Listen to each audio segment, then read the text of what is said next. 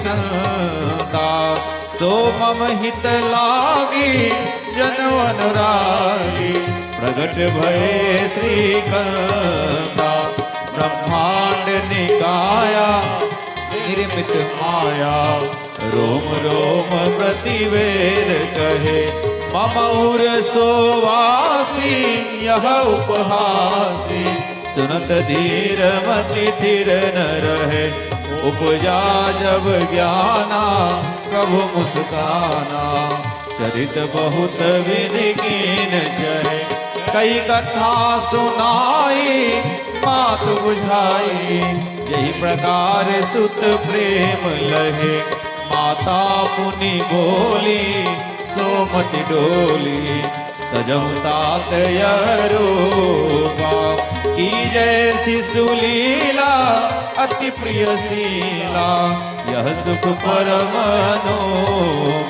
सुनी वचन सुजाना रोदन ठाना हवे बालक सुरभूपा यह चरित जो गावै हरि पद पावहि तीन परहि भव कूपा विप्रधेनु सुर संतहित लीन मनुज अवतार निज इच्छा निर्मित तनु माया गुण गोपाल सियावर रामचंद्र की जय वृंदावन कृष्ण चंद्र की जय उमापति महादेव की जय प्रेम से बोले सियावर रामचंद्र जी की जय।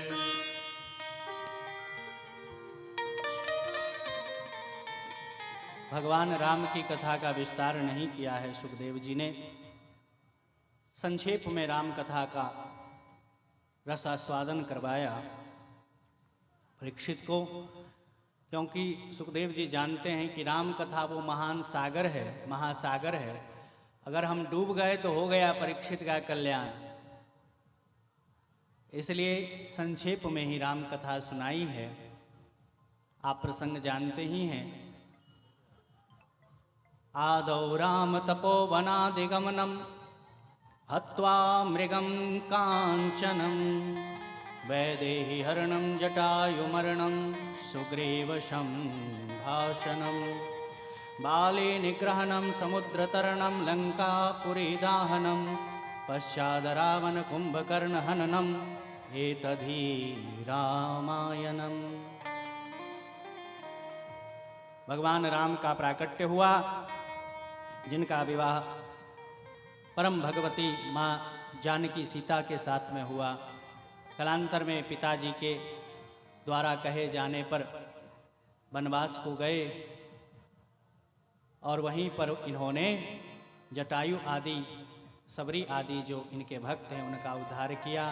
सुग्रीव से मित्रता हुई और रावण कुंभकर्ण आदि पर विजय प्राप्त करके पुनः भगवान वापस आए और फिर से अपने राम राज्य को सूर्यवंश की 24 अध्याय हैं नवम स्कंद भागवत जी में, जिसमें 12 अध्यायों में सूर्यवंश की चर्चा और फिर 12 अध्यायों में संक्षेप में चंद्रवंश की चर्चा। तो यहाँ प्रथम 12 अध्यायों में सूर्यवंश में ही रामचरित आता है और एक जगह और राम कथा का वर्णन करते हैं सुखदेव जी पंचम स्कंद में, जहाँ परम भागवत श्री हनुमान जी महाराज संक्षेप में 8 श्लोकों में राम कथा का वर्णन करते हैं। कभी अवसर मिलेगा तो उस 8 श्लोकी राम कथा को सुनाएंगे जो परम भागवत श्री हनुमान जी ने गाई है। समय ही नहीं बचता वक्ता के पास क्या क्या सुनाए।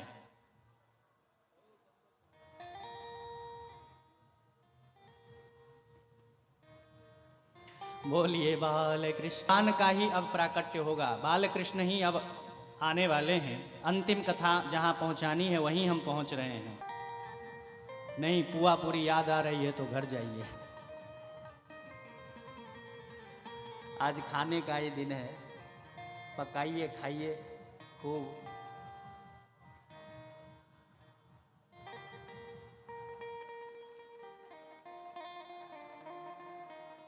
जब चंद्रवंश का संक्षेप किया सुखदेव जी ने। तो वसुदेव गृहे साक्षात भगवान पुरुष परः जनिष्यते तत्प्रेयार्थम संभवन्तो सुरस्त्रियः। जिस समय द्वापर में जरासंध कंस आदि का अत्याचार अपने सभी सीमाओं को लांघ गया, कंस ने अपने पिता को ही जेल में बंद करके राजगद्दी छीन ली, उग्रसेन को जेल में बंद कर दिया।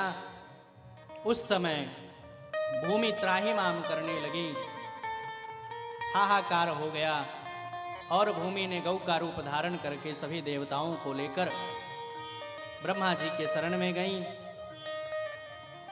ब्रह्मा जी ने शंकर जी को साथ लिया, भगवान को पुकारा।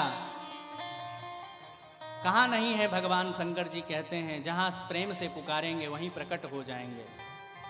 यत्र तत्र सर्वत्र भगवान की सत्ता है। प्रेम से पुकारने की बात है, प्रेम ते प्रकट हो ही मैं जाना। तो वहीं से पुकार लगाई, भगवान तक बात पहुंची है।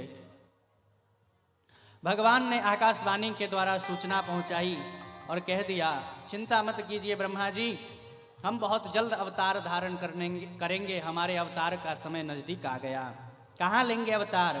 बोले वसुदेव गृहे साक्षात भगवान पुरुषः परः। हम वसुदेव जी के घर में जन्म लेंगे। तो क्या वसुदेव जी के घर में आए थे भगवान? नहीं नहीं, वो तो जेल खाने में आए थे।